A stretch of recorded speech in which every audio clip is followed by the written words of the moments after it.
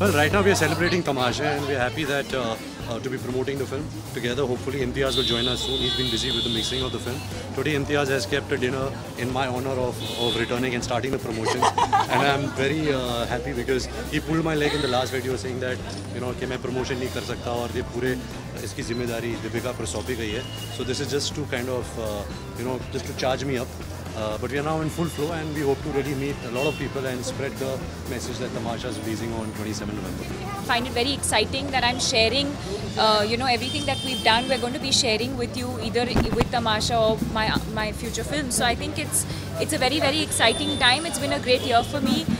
Piku's gone very well, and I hope that Tamasha and Bajirao do as well, if not better. My Diwali plan is like every year, going to RK Studios, doing a Lakshmi Puja, at my house, and then celebrating with your friends and family, and really celebrating Tamasha this year. Wishing all the viewers a very happy Diwali and a prosperous New Year.